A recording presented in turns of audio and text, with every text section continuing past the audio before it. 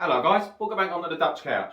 I was asked a couple of days ago by a client of mine, bear in mind I didn't get much painting done because I literally spent half of the day talking about this subject. Literally asked me, he's a football lover, asked me what do I prefer, modern day football, i.e. the Premier League and stuff now, or back in the day, before 92, 93 when the Premier League was formed.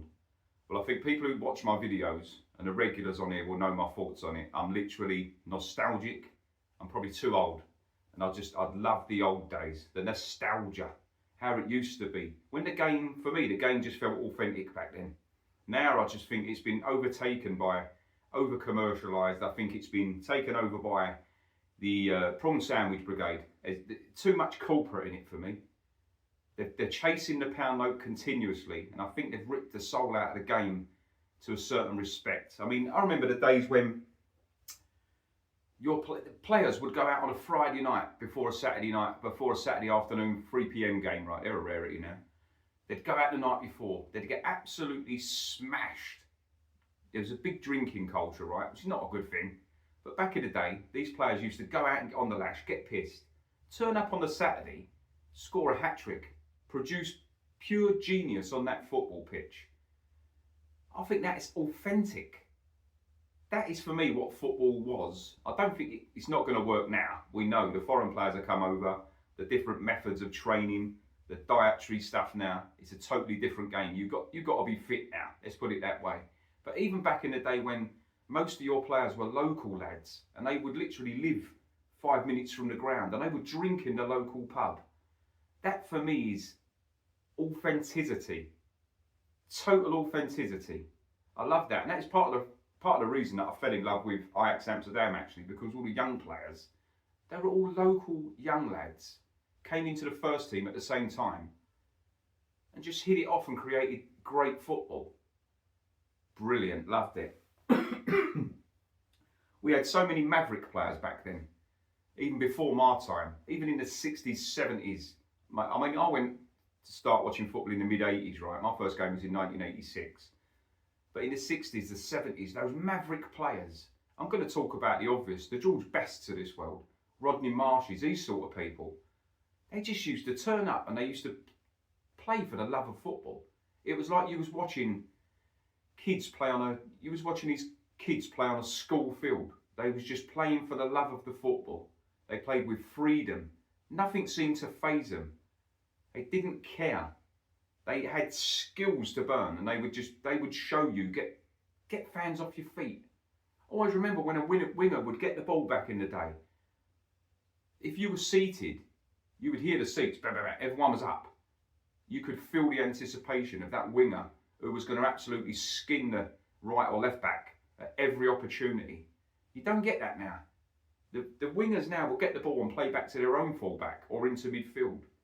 I think the Mavericks have become such a dying trade, shall I say, due to the systematic football that we play. And I've got to say, I think the pressure that these clubs are under now, they play safe because there's so much pressure financially for the big teams to get into the Champions League sort of thing, and the teams to stay in this league.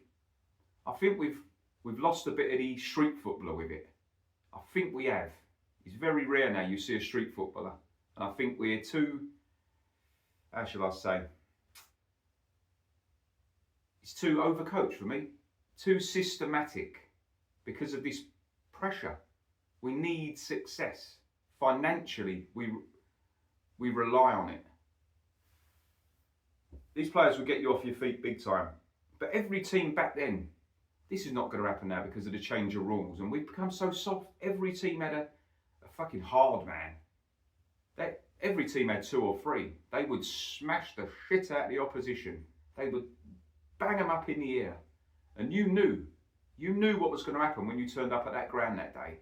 If you had a maverick on one side and you had a hard man in your team, you knew he was smashing him. You knew he was targeting him all game. That was part of the fun. Part of the fun, if you had the maverick in your team, was seeing him get away from the hard man and create genius while he's getting smashed about. These players back in the day, honestly, the talent they had to play on some of those pitches whilst they were getting kicked the shit out of is not spoken about enough. It is unreal. Players now, They're so, I wouldn't say spoiled, it's what they're used to, but they're so mollycoddled, I think. I think that the rules have really protected players. I wouldn't say too much because no one wants to see anyone get badly injured. But you won't see the likes of these players again that we saw back in the day. You just won't see it. The hard men can't even name you a hard man now. Can't even think of one. I don't think they exist anymore. That's a dead trade as far as I'm concerned. I'm looking at the days when you had 2 subs. When I started getting football, sometimes you didn't even have a goalkeeper on the bench at times. If your goalkeeper got injured during the game or sent off, an outfield player went in goal and that's it. And crack on with it, get on with it. That was part of the fun. It was the unknown. I think I remember watching, I think West Ham came to Highbury, Arsenal West Ham, and I saw Les Seeley, did he get injured or sent off? I think one of the West Ham defenders went in goal. Something like that. I remember that, but at the time, as a teenager, it was just like, yeah, I'm loving it. It's a bit of fun. It was the unexpected. Brilliant. You don't get it now. Football wasn't over commercialised back then either. It's absolutely rinsed now. You're getting it from all angles, football. Absolutely. The commentators and pundits, back in the day, some of them commentators, I watch reruns of like the big match revisited. Unbelievable. When you see them sitting there, it just shows you how far apart from that the game has become now. They were proper. They would say it how they saw it. Proper football people. But I watch the likes of, I say Sky Sports now, the usual suspects. Sky Sports, a lot of it's so forced. There is a lot of box ticking on there, but you don't even have to be a football, ex-football player or real football person now. It seems like anyone can get on there. Some of the people who go on there talking about football, it's clear that they've got absolutely zero football knowledge. I don't know how to get away with it. They're blagging it. They'll get the likes of these. I remember the likes of AFTV were on there, and this sort of stuff.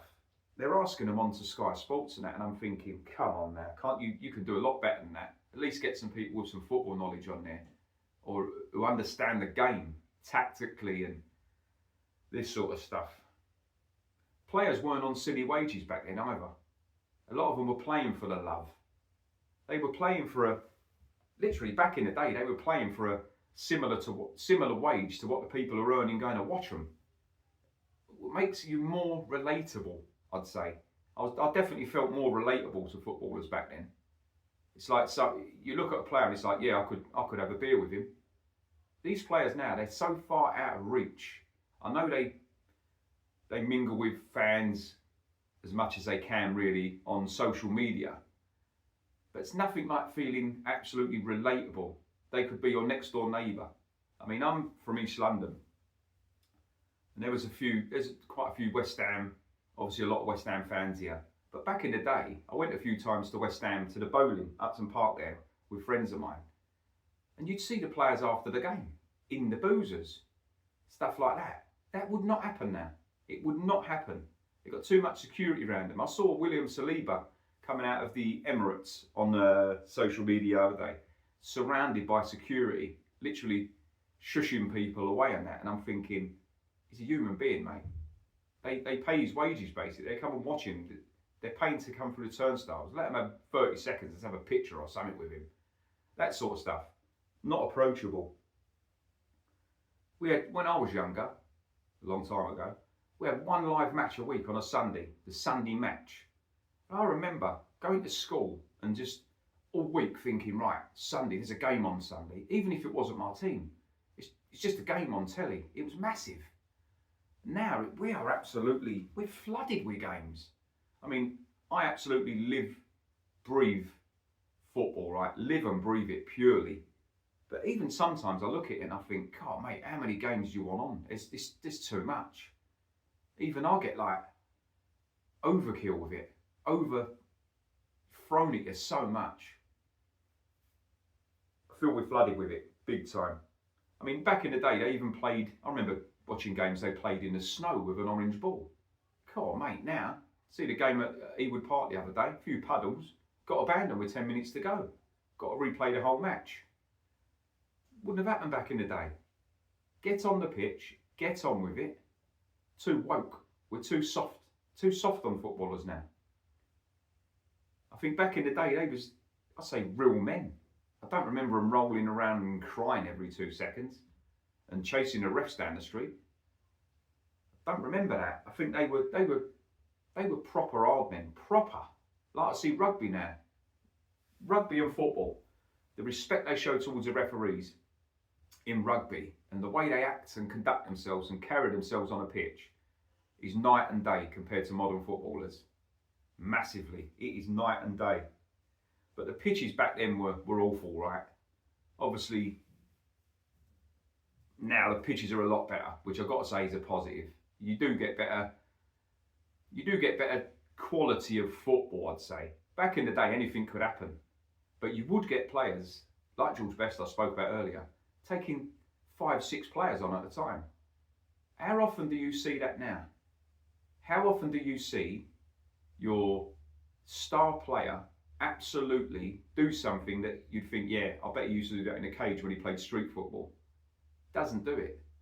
Because it's so systematic now and it's so overcoached. I mean, I coach, but I think this is overcoached. I think they're joystick managers.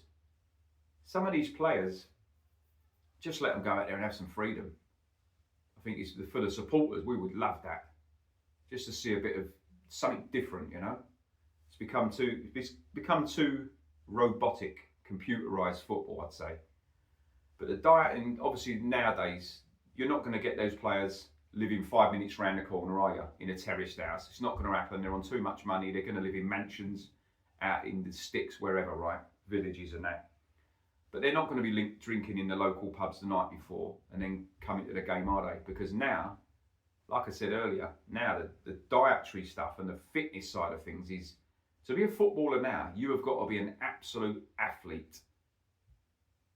The likes of, I'd say, not going to slate him, but the likes of Matt Letizia, genius footballer, absolutely genius footballer, he wouldn't cope now because he didn't have a bit of athlete in him.